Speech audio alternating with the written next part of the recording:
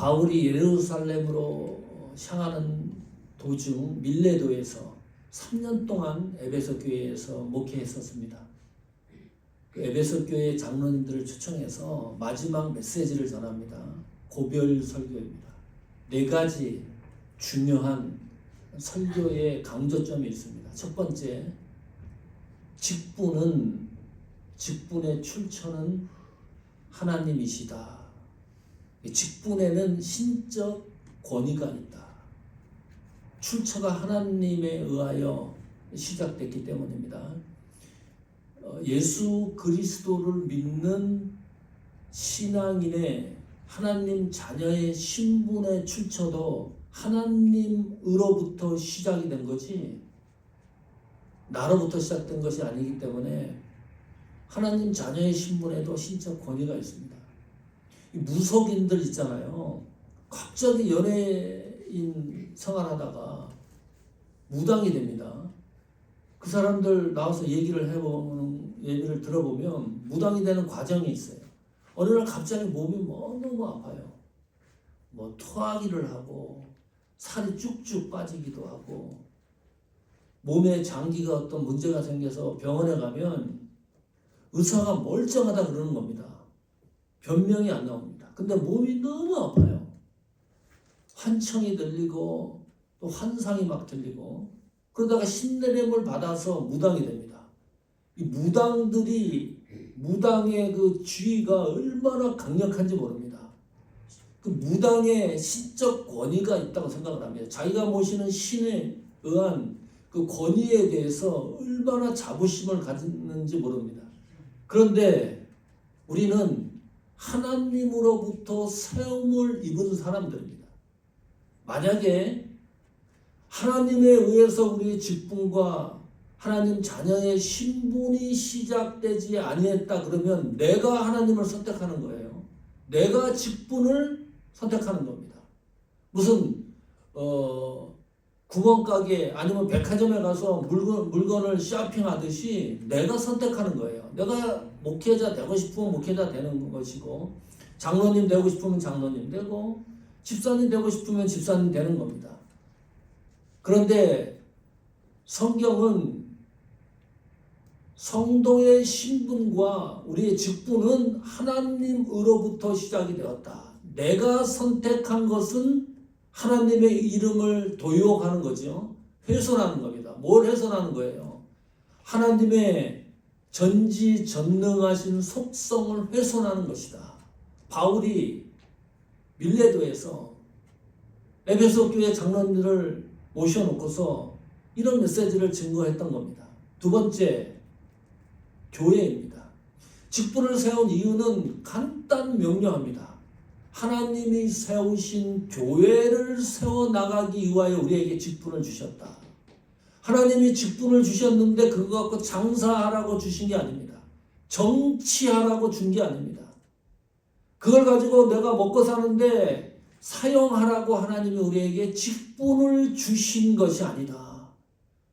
지금 바울은 사도행전 21장 13절에서 말씀하지 않습니까? 결박당할 뿐 아니라 예루살렘에서 죽을 것도 각오하면서 예루살렘을 향하고 있습니다. 이게 직분의 권위입니다. 이 세상을 잘 먹고 잘 살기 위해서 하나님이 직분을 주신 것이 아니다. 교회의 본질을 지키기 위해서. 교회의 본질이 뭡니까? 구원의 복음이 증거되게 하는 것. 그거를 위해서 하나님은 우리를 직분자로 세우셨다. 세 번째 메시지의 강조점은 말씀입니다. 그 말씀 중에도 은혜의 말씀입니다. 모든 것이 우리 신앙의 기초는 표준은 하나님의 말씀입니다. 어떤 것도 거기에 대입할 수가 없습니다. 우리 사역의 표준도 하나님의 말씀이다. 우리 행위도 하나님의 말씀이고 믿음의 표준도 신구약 성경 66권의 표준입니다. 네 번째 강조점은 사역의 방향성, 목적입니다. 어떻게 사역을 해야 되느냐. 그 말씀을 장로님들에게 밀레도에서 바울이 증거합니다. 약한 것을 채워주는 것이 사역의 방법론입니다. 그걸 강조를 해요. 약한 것을 채워준다는 것은 우리가 사역을 감당하잖아요. 그럼 반드시 두 가지가 나타납니다. 내가 손해를 보는 일이 있습니다. 손해보지 않고 하나님의 일을 할 수가 없습니다. 구조상. 또 내가 포기하는 것이 있어야 된다. 그래야 약한 것을 채워주는 것이다. 이 마지막 고별 설교를 하고 이제 헤어져요. 그 헤어지는 풍경을 사도행전 20장 36절 38절에 기록해 놓고 있습니다. 한번 보겠습니다. 사도행전 20장 36절에 이 말을 한 후 네 가지 중요한 메시지를 바울이 전달하고 난 후에 거기에 또 모였던 청중들, 초청했던 장로님들 무릎을 꿇고 같이 기도를 해요. 그 모든 사람들과 함께 기도를 합니다. 기도로 이제 종결을 합니다. 그 다음에 37절에 보면 다 크게 울며 바울의 목을 안고 입을 맞추고 그냥 운 게 아니라 통곡하듯이 울었다. 다 크게 울었다는 거예요. 그냥 눈물만 흘린 게 아니라 목소리를 높여가지고 애통하는 마음으로 눈물을 흘리고 38절에 보면 다시 그 얼굴을 보지 못하리라 한 말로 말미암아 더욱 근심하고 배까지 그를 전송하니라. 이것이 이제 바울과 작별 헤어지는 장면입니다. 우리 주목해야 될 것은 38절에 보면 더욱 근심하고 이 근심했다. 이 말은 세번역 성경은 이렇게 번역을 해놨어요. 그 마음이 아팠다. 또 우리말 성경은 더욱 슬퍼했다. 그 근심이라는 단어가 주는 의미입니다. NIV 성경에 보면 이 근심이라는 이 단어를 grieve라는 단어를 사용했어요. 이 grieve라는 단어는 참 특이한 단어입니다. 누군가 죽음으로 인해서 내가 비통해하다, 애통해하다 그런 뜻입니다. 그런데 사도행전 20장 38절은 바울이 죽은 게 아니잖아요. 세상에서 가장 슬픈 장면이기도 합니다. 그래서 무슨 말이냐면 바울이 예루살렘에 들어가서 죽음을 확신하고 미리 슬퍼서 우는 거예요. 이게 어떤 의미가 있냐면 바울은 예루살렘으로 올라가지 않을 수가 있습니다. 바울이 선택할 수가 있는 겁니다. 그쪽으로 가면 죽음에 이르는데 바울이 안 가면 살 수 있는 겁니다. 그런데 바울이 그곳에 가면 죽을 줄 알면서도 가고 있기 때문에 그냥 눈물을 흘릴 수가 없어요. 자, 여기 보면 이렇게 해서 이제 헤어지는데 바울의 정서 감정이 성경에 기록되지 않습니다. 바울은 어떤 정서 감정을 갖고 있었을까?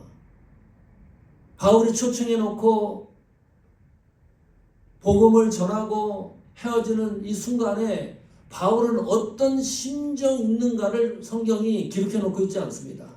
자, 바울은 눈물의 사도입니다. 바울이 사역을 정리할 때 세 가지 단어로 집약했다 그랬습니다. 섬김, 눈물, 인내, 이 세 가지 단어입니다. 성경에도 곳곳에서 바울이 눈물을 기록해놔요. 그런데 이 바울의 이 눈물은 개인적으로 흘린 눈물이 아닙니다. 성경 참 읽어보시면 바울이 눈물을 많이 흘리는데 교회를 향한 눈물입니다. 성도 한 사람 한 사람들을 위해서 흘린 눈물을 기록하고 있습니다. 그뿐만이 아니라 복음을 전했는데 복음을 듣지 못하는 사람들, 예수님을 따르지 않는 사람들에 대해서 너무 가슴 아파서 눈물을 흘린 것을 흔적으로 성경에 많이 기록을 해놨어요. 공적인 눈물입니다.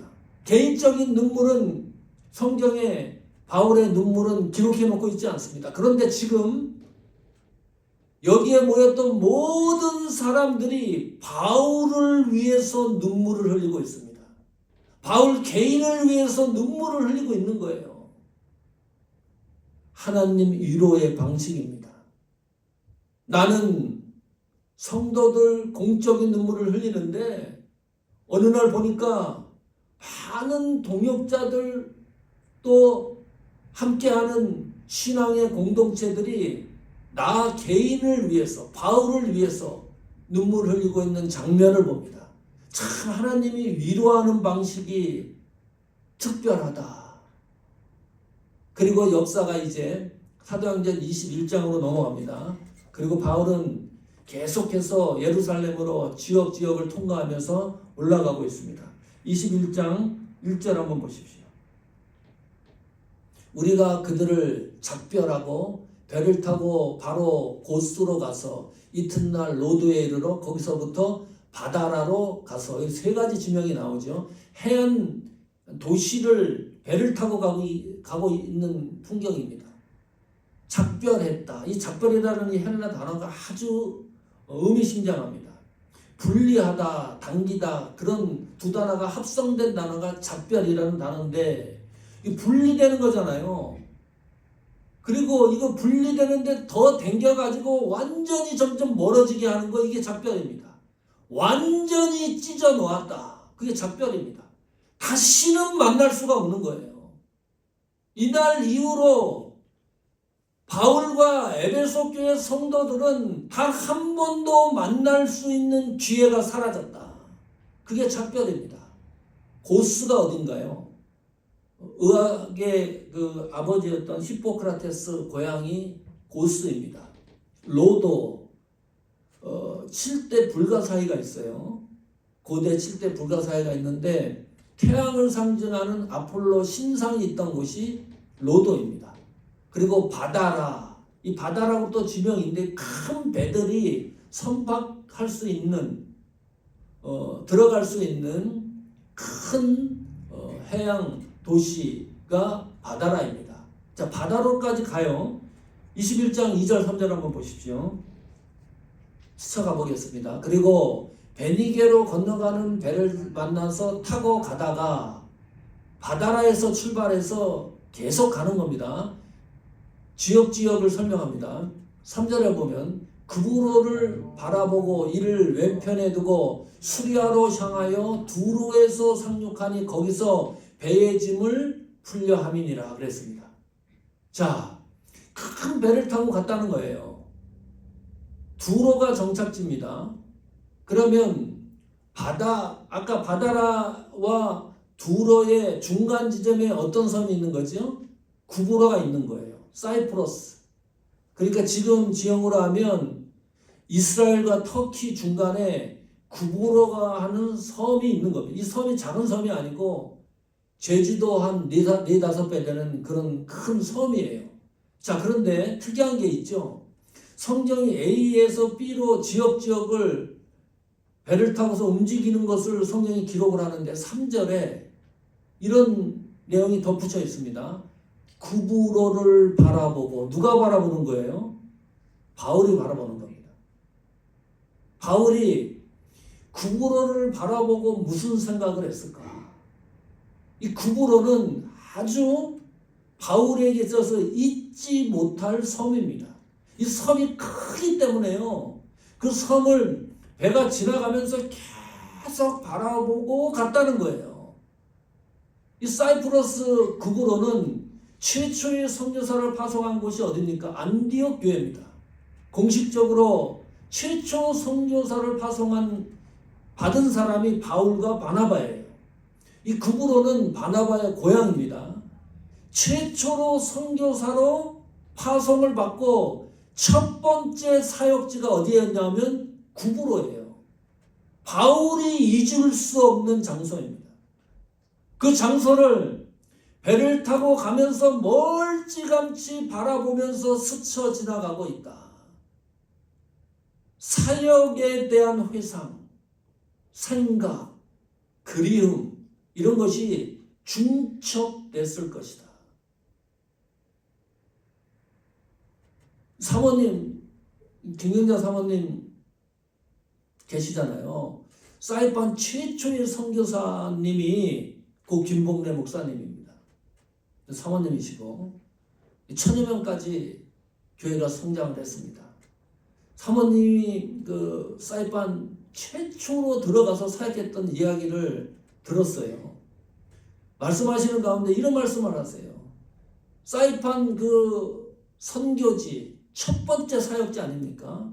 그 최초의 선교사님이고, 그러니 그리움과 회상과 이런 것이 얼마나 많겠어요. 말씀을 하시는데 그때 어려웠잖아요. 그러면 밖에 나가서 이 나물 같은 걸 뜯어, 나물 이게 먹는 건지 안 먹는 건지도 모르고 가져와서 먹기도 하시고, 그러면서 이런 말씀하세요. 사이판 선교지를 생각하면, 회상을 해보면 고생했던 생각이 전혀 안 난다는 겁니다.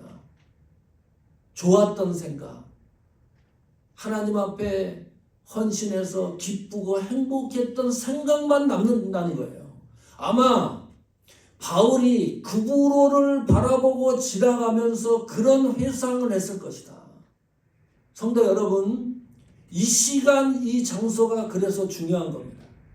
훗날에 사모하는 길을 스쳐 지나가다가 그때 그 시절을 생각하면서 회상하면서 나는 어떤 생각을 하고 있을까? 내가 사역했던 장소 시간마다 어떤 생각과 회상을 하고 있을까? 지긋지긋하다. 그 장소 보기도 싫다. 그쪽에 두고서 오줌도 넣지 않는다. 이런 사람도 있을 거예요. 이 바울은 구부로를 스쳐 지나가면서 바라보면서 자기 사역을 다시 한번 회상하는 그런 그리움이 회상의 추억을 간직한 채 지나갑니다. 자, 이 구부로를 지나가면서 어디에 도착을 하는 거죠? 두로에 도착을 합니다. 자, 두로에 도착을 하는데 봅시다. 4절 보겠습니다. 21장 4절. 제자들을 찾아 거기서 1회를 머물더니 7일을 머물러요. 그 제자들이 성령의 감동으로 바울더러 예루살렘에 들어가지 말라 하더라 그랬습니다. 예루살렘에 들어가지 말라. 자, 제자들을 찾았다. 이것도 특이한 겁니다. 바울은 어느 지역에 가면 복음을 전하려고 그랬는데 사도행전 21장 4절에서는 제자들, 그곳에 있는 성도들을 찾는 겁니다. 그리고 그 집에서 머물려고 하는 계획을 갖고 있었습니다. 이 찾았다.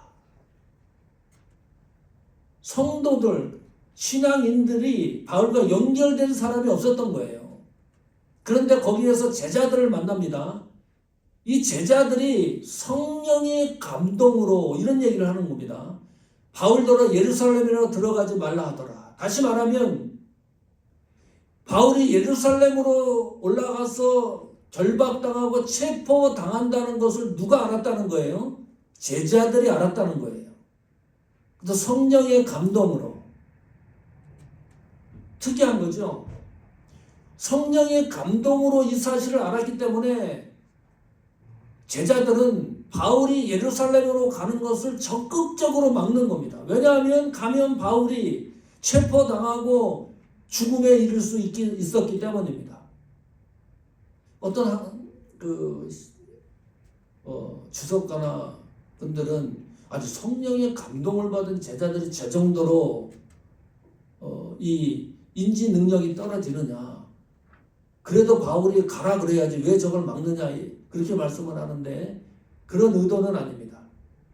이런 의미예요. 성령의 감동으로 바울더러. 제가 어느 날 아프리카 선교를 간다고 교회에 말씀을 드렸습니다.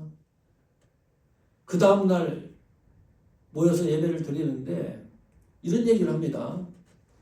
황장로님이 기도하는 가운데 아프리카에 가면 그 원주민들한테 백승철 목사가 습격을 당한다. 이런 그 선명한 환상을 봤다. 이렇게 말씀하는 거예요. 거기 가시면 안 될 것 같다. 그런데 옆에 있었던 주영 집사님이 똑같은 얘기를 하는 겁니다. 거기 가면 목사님이 위험에 처할 수 있다.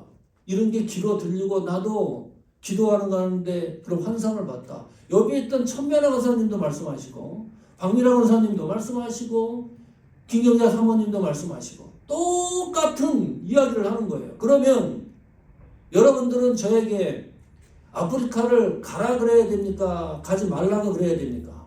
가지 말라 그래야지 당연히. 그리고 저는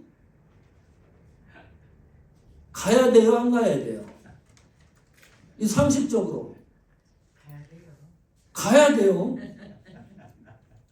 지금 그 상황이라 이게 아니 제자들이 감동을 받았는데 그런 것을 사인을 받은 거 아니에요. 그러니까 바울더러 가지 말라 그러는 거예요. 그럼 바울은 한 번 정도 생각을 해야지. 이거 이상한 일이다. 왜냐하면 사인이 예루살렘으로 가서 결박과 체포당한다는 이 사인을 하나님은 바울에게 주신 거잖아요.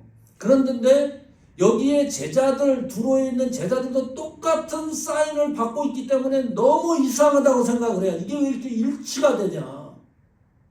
왜 내가 예루살렘으로 가는 것을 막고자 하는 것이냐? 이것이 일차적 생각입니다. 그러나 바울은 여기 성경에 보면 반응하지 않습니다. 이렇게 올라가지 말라고 막는 것에 대해서 반응하지 않아요. 하나님이 막으라는 사인을 주신 건 또 아닙니다. 예루살렘에 가면 결박과 체포가 당한다는 사인은 줬지만 거기에 올라가라, 올라가지 마라 그런 사인을 주지 않은 거예요. 여기 제자들에게도 그렇고 바울에게도 그렇습니다. 그러면 선택은 누가 하는 거예요? 바울이 하는 겁니다. 하나님의 뜻과 인간의 뜻의 그 차이는요, 종이 한 장 차이입니다.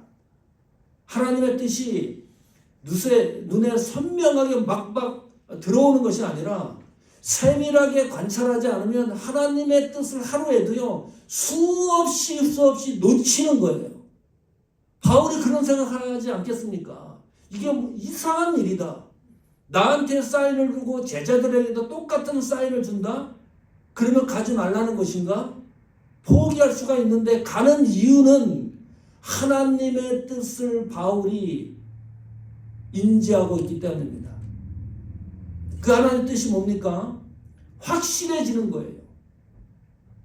나에게 하나님이 예루살렘으로 올라가라고 사인을 주고 두로에 갔더니 제자들이 또 모여가지고 예루살렘으로 올라가려고 하는 팩트 사실을 이야기하니까 이것은 분명하게 하나님이 가라고 하는 것이구나. 다시 한번 확신을 하게 되는 거예요. 그러니까 아무 대꾸가 없어요. 21장 4절 이 말씀을 하고 바울이 반응하지 않습니다.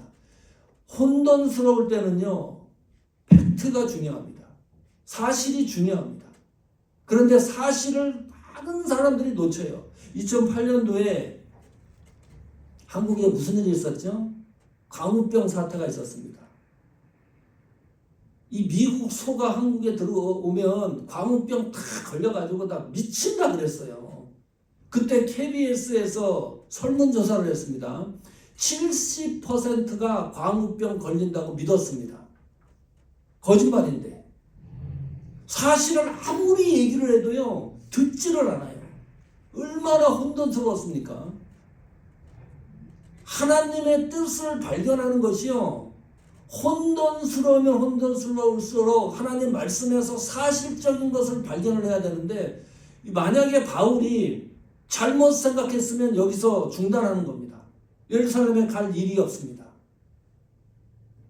내가 느끼고 다른 사람이 똑같이 사인을 받았다 그러면 이거는 가지 말라는 걸로 해석할 수가 있는데, 바울이 가는 이유는 생각의 차이일는지 모르는데 확신하다고 생각을 하고 움직이는 거예요.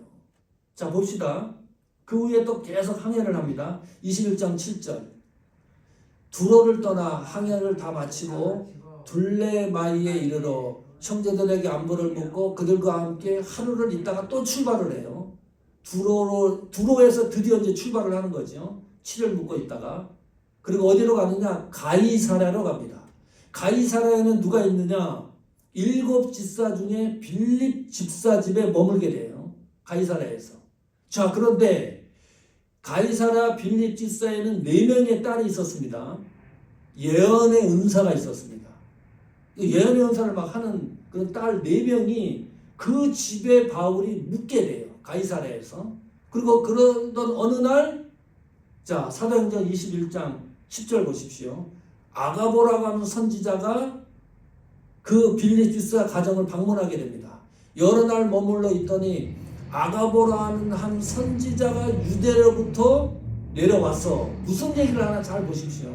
11절에 우리에게 와서 바울의 띠를 가져다가 자기 수족을 잡아매고 말하기를 성령이 말씀하시되 예루살렘에서 유대인들이 이같이 이 띠로 묶는다는 거죠. 결박한다는 거죠. 그리고 이방인의 손에 넘겨주리라 하거늘. 이게 무슨 말입니까?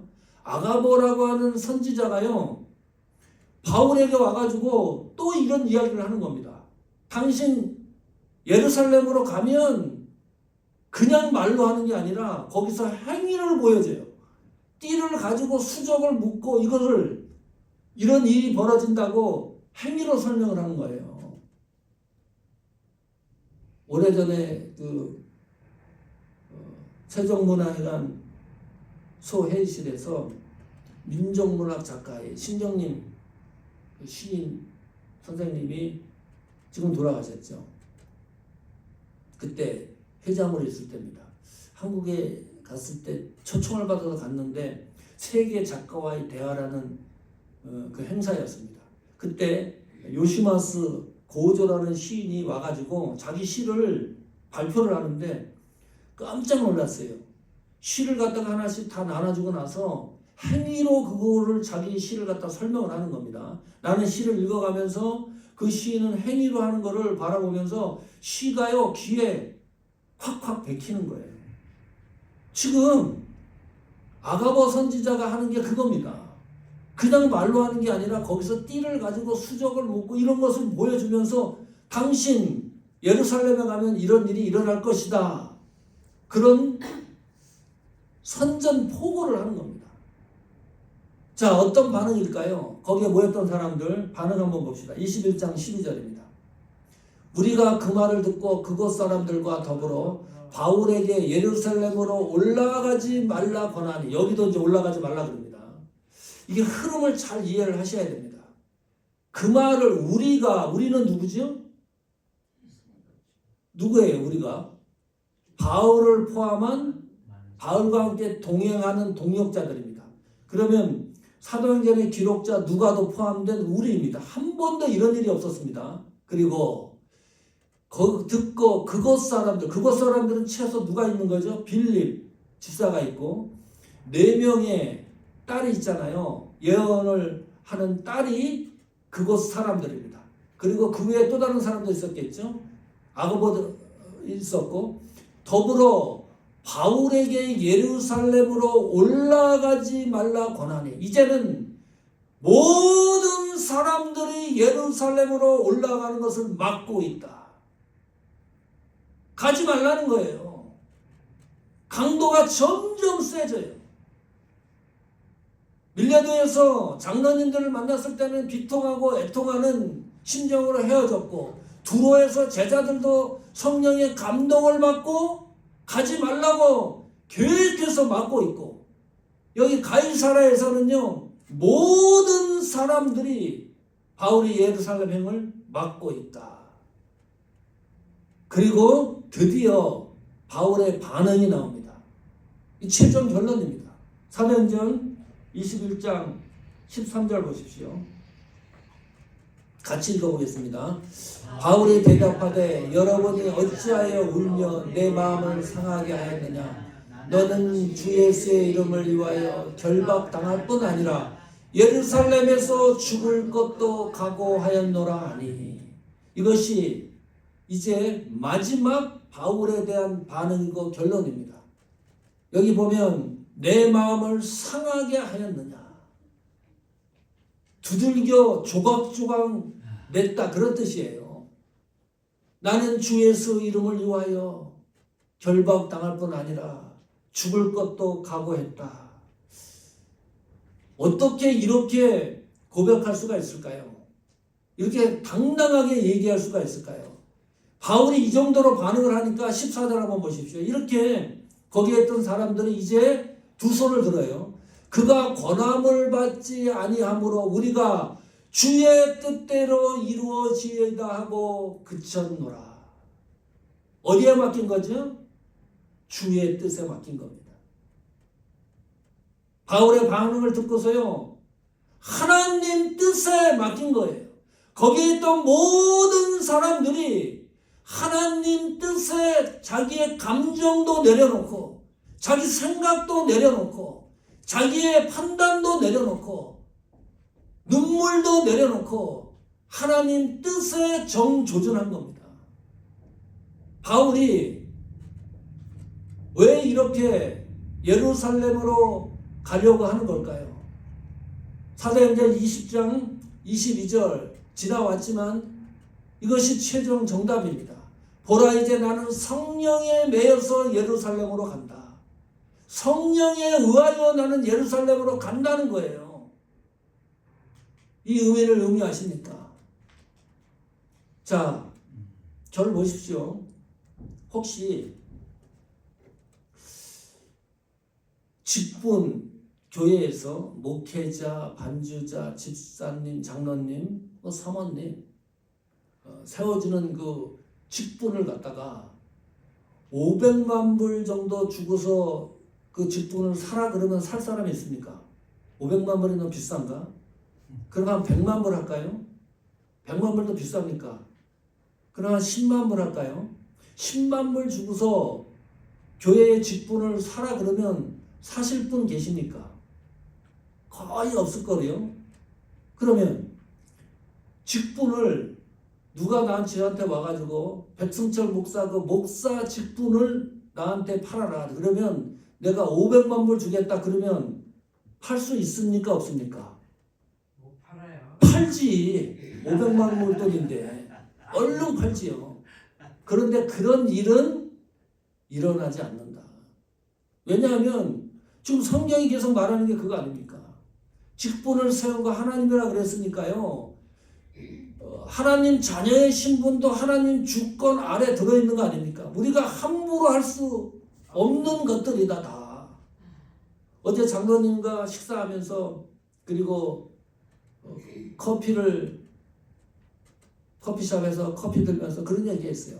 장로님이 옛날에 사업가 그 길로 엄청 성공했던 분입니다. 그 하나님이 그걸 가져가니까 1센트도 안 남기고 가져가더라. 그래서 제가 그 말씀했어요. 장로님, 사모하는 교회의 장로님 직분이 장로님이 잃어버렸던 수많은 물질, 그것이 뭐 수백만 물이 된다 그래도 비교할 수가 없다. 바울은 죽음을 각오하고 예루살렘으로 올라가지 않습니까? 이 사도의 사역의 존귀함이 그것이 무엇인데 가지 말라고 모든 사람들이 막고 있는데도 걸어가지 않습니까? 나는 죽음도 두려워하지 않는다. 죽을 각오를 하고 올라간다. 그것도 더 좋은 표현은 내가 죽을지언정 내가 죽음에 이른다 할지라도 또 다른 영역이 있다는 것을 나는 확신하기 때문에 그 길을 간다고 고백하지 않습니까? 그래서 11장 38절에 그렇게 얘기합니다. 이런 사람을 세상이 감당치 못하더라. 여러분의 사역이 하나님 역사 기록이 되기를 축원합니다. 하나님의 감동이 되기를 축원합니다. 우리는 성령에 매여서 사역을 하는 사역자들입니다. 사람에 의해서 움직이는 것이 아닙니다. 하나님을 위하여 또 우리 신앙을 위하여 인간은 어떤 것도 할 수 없는 존재입니다. 선한 것이 나올 수 없는 존재인데 웬일입니까? 하나님이 성령이 붙들어 주셔서 그 일을 할 수 있도록 성령이 우리와 함께 하기 때문에 그 사역의 길을 걸어가는 거 아닙니까? 사역을 감당할 때 주시는 힘과 위로로 승리하는 신앙의 역사가 나타나기를 축복합니다. 아멘.